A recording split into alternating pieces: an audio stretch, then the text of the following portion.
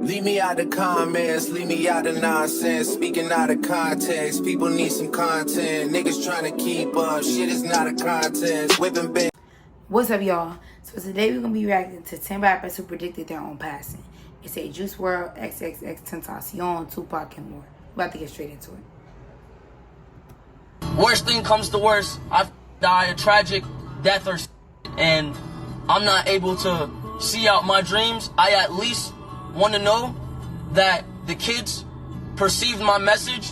Developing right now, a search for a killer in South Florida after an up-and-coming rapper is shot dead. 20-year-old XXXTentacion killed in an apparent robbery. Just this year, we've lost a lot of talented rappers for one reason or another, and you'd be surprised to hear that a lot of these rappers predicted their final days. Be sure to watch the entire video, because today we'll be counting down 10 rappers that predicted their passings. Don't forget to turn on post notifications, like, and subscribe to the channel. Number 10, Juice WRLD. Juice WRLD is very much on the mind of people right now because his latest album, Legends Never Die, has officially dropped, which is both good and bad because while it's good to have music from Juice WRLD again, it's a posthumous release. Do you want to win a brand new iPhone or a brand new MacBook Pro? Maybe you'd prefer a $500 Amazon gift card. Well, comment the hidden message in this video for a chance to enter to win. And in fact, many rappers came together to try and make this final album get its release because they wanted to pay tribute to the late rapper. Juice WRLD died in December 2019 after overdosing on while trying to flee officers trying to search his plane. Now, to be clear, he most certainly didn't predict the rather bizarre amount of circumstances that led to his death. However, he did predict one thing with somewhat chilling accuracy. What's the 27 club? We ain't making it past 21. In case you didn't know, Juice WRLD died just 6 days after his 21st birthday. And if you don't get the reference, he was talking about how many rappers were said to never make it to 27 years old. But in recent years, a very disturbing trend that includes our next entry found that many rappers die before they're even 21, or they'll die when they are 21. And now Juice WRLD can be added to the list. While some may not see this as a true prediction, you can't deny that it's very accurate. His words also led to someone believing that he faked his own death because he noted one time, "My goal is to get overly famous, shine for a couple of years, and then fake my death." To be clear, we don't believe that Juice WRLD faked his own death, but a lot of people honestly do because of how he went out and the somewhat mysterious circumstances that surrounded his passing. Either way though, he noted that he wasn't making it past 21, and he was sadly very right on that account. Number 9, XXXTentacion. Despite it being almost 2 years since his passing, X is still being honored by his fans as well as fellow rappers through posthumous collaborations like with Lil Pump and Lil Wayne. But in his song Sad, he may have hinted that his death was coming soon, but not in the way he intended. Who am I, someone that's afraid to let go? You decide if you're ever gonna let me know. Suicide if you ever try to let go. I'm sad, I know. I'm sad, I know. In the song, he's singing about the loss of a loved one, but here it can be taken that if he ever lost his girl, his life would be the next to go. Sure enough, he did lose his longtime girlfriend, and then his life was taken. Not by his own hand, mind you, but someone did take it, and many in the world were sad. Plus, in the music video for Sad, there was a part where he saw himself in a casket, which is a reference to how many movies and TV shows show the spirits of people looking at themselves when they're gone at their funerals. As teased earlier, X is part of the 21 Club, and just as ironic, Juice WRLD was one of the rappers who was hit the hardest by the passing for various reasons, not the least of which was that the two were friends and had sung songs together, and even Juice WRLD admitted a while after the death that it hadn't. Also should be noted that X also had rumors that he was actually alive because of various inconsistencies in the case surrounding his passing, but again, it's very clear that he is gone. But the rap world at large wishes that he had stayed around because they felt he still had so much to offer.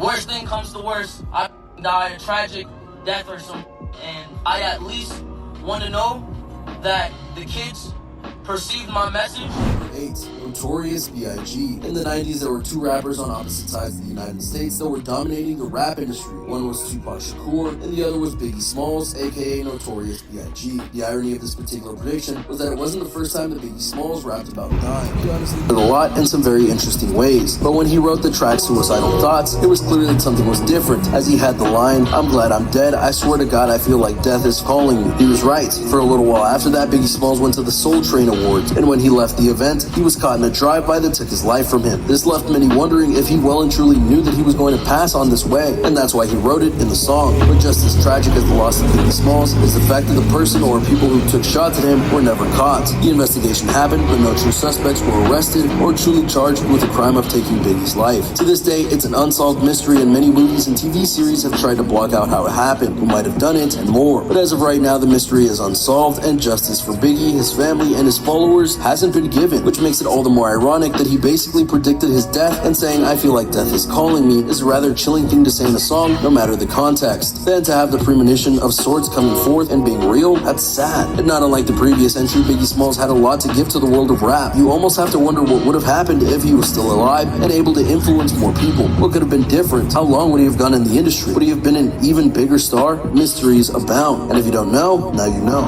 7. Mac Miller. Mac Miller is a very curious case in the rap world. He had many hit songs, had a very public relationship with Ariana Grande, and yet in 2018 his life was lost due to overdose. And when put next to his song and music video Self-Care, you have to wonder if he knew all along that this was the way he was going to go out. The music video for Self-Care mostly focused on Miller being trapped in a coffin underground, and only at the end did he escape to live his life again. But perhaps that was an illusion. Maybe he did that to not worry fans about what he could do not so long after. And in the song Self-Care, he's saying, "Can't trust no one, can't even trust yourself." Yeah, in part he was referencing Grande, who dumped him and then bashed on him on social media. But he also knew that he couldn't trust himself, and he was right, for it was by his own hand, and he did take the substances, but he passed. The irony of this particular death is many-fold, not the least of which is because when he did pass, Ariana Grande mourned very openly for him, and many interpreted that she felt if she was still with him, he would still be around. She even sang him a eulogy of sorts in her song Thank You Next, where she called him "my angel" and lamented that he wasn't around anymore. There's no doubt that Mac Miller had some mental problems, but the question really was, could he have been given the help he needed? It's hard to say. Mental illnesses are something that can be helped with, but the person needs to want to get better, and Mac Miller clearly didn't feel that, as he was willing to overdose in order to feel better, or maybe more accurate, block out the pain. While he is gone now, maybe he can serve as a life lesson on what not to do when you're hurting.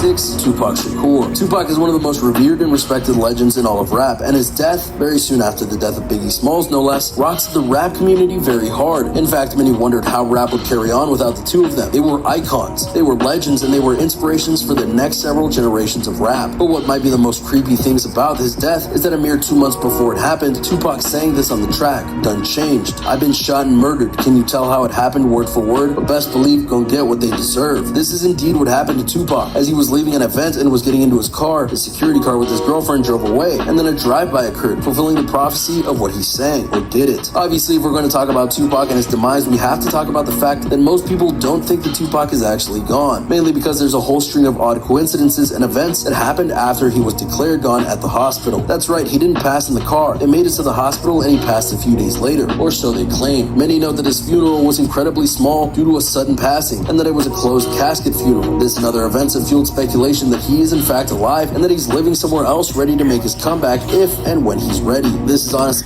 Bruh, imagine walking down the street and you see Tupac. Like, yo, buddy, where you been? I don't know, that'd be crazy. I can't even imagine. Like, imagine he really wasn't dead and I walked down the street and saw this man. Yo, you look like somebody.